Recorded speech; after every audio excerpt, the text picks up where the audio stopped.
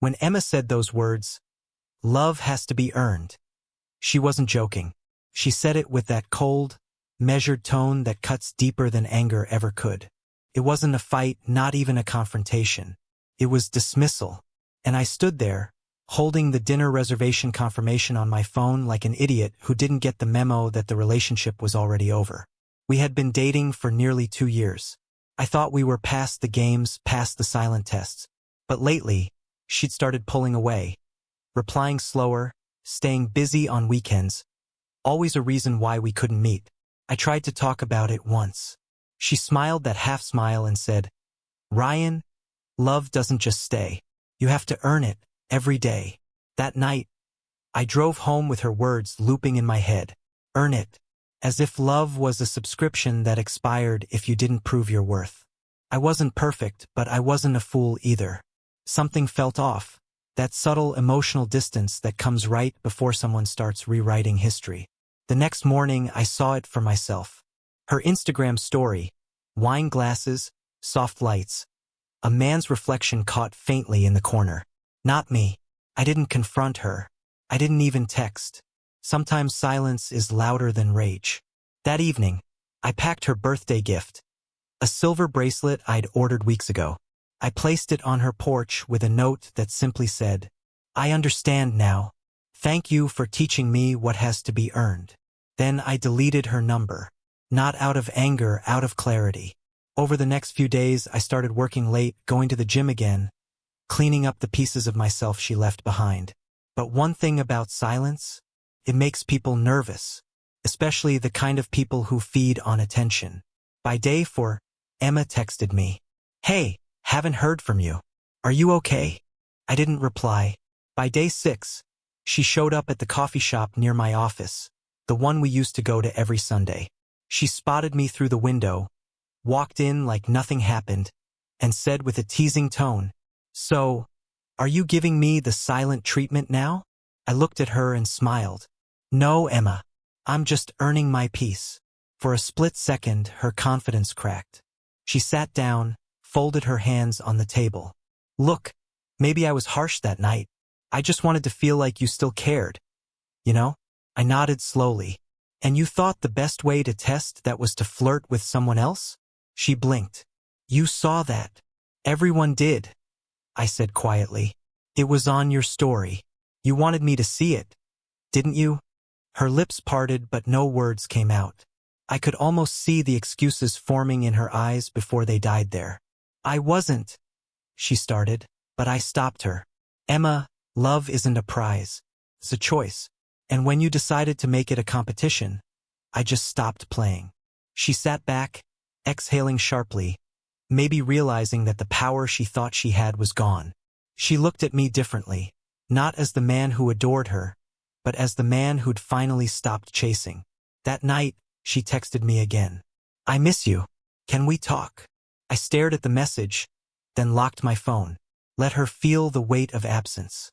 She wanted love to be earned. Now she'd learn what loss feels like. But fate wasn't done yet, because the next morning, Emma would discover something that would shake the very game she thought she was playing. The next morning, Emma arrived at her office early, something she rarely did. Her phone buzzed with a notification from LinkedIn of all places.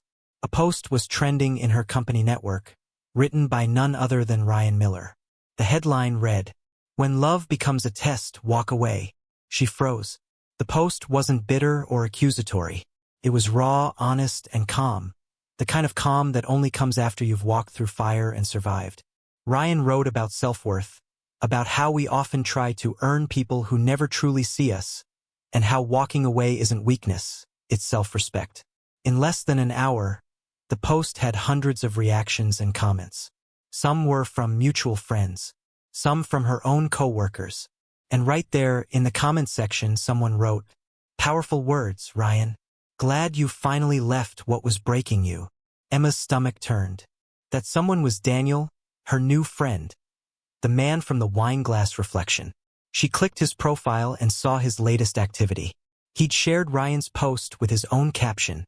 "Sometimes, we don't realize the damage we cause until we see ourselves in someone else's story." Her heart sank. In one night, the entire narrative flipped.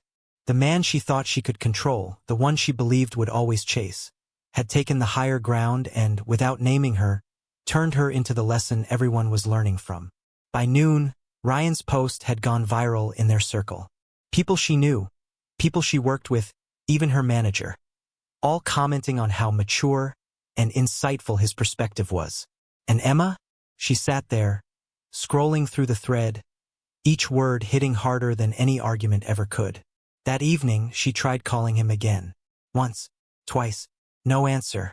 Finally, she sent a message. "I didn't mean to hurt you. I just thought you'd fight harder for me." Hours passed before his reply came. "Emma, love isn't supposed to be a fight. It's supposed to be peace." She stared at the message, and for the first time, she didn't know what to say. Over the next few weeks, their worlds drifted further apart. Ryan's post kept circulating, and soon, he was invited to speak at a small podcast about emotional healing and relationships. He accepted not for attention, but for closure. On the recording, his voice was steady, thoughtful. "When someone tells you love has to be earned," he said, "what they really mean is they want control. Real love isn't a transaction. It's a connection. You don't earn it, you nurture it." Emma listened to that podcast one night, alone, long after everyone else had stopped talking about it. She kept replaying that line. Love isn't a transaction. It was what she had never understood. Weeks later, she ran into Ryan again. Purely by chance, at the same cafe where she'd once dismissed him. He was sitting with someone, a woman she didn't recognize. She was laughing, her hand gently brushing his as they talked. Emma froze in the doorway for a moment, unseen. Ryan looked happy. Not performative, not trying to prove anything. Genuinely at peace. She didn't walk over. She didn't say a word. She just turned around quietly and left. Outside, the winter air bit at her skin. For the first time, she felt the sharp clarity of loss. Not of a man, but of what she'd taken for granted. Later that night, she sent one final message. "You were right. Real love doesn't have to be earned. I just wish I'd realized it sooner." He saw the message. He didn't reply. Instead, he smiled faintly, locked his phone, and looked across the table at the woman who now sat in front of him. Someone who didn't make him prove his worth every day. Someone who simply chose him. And in that moment, he whispered to himself, "Lesson learned for both of us."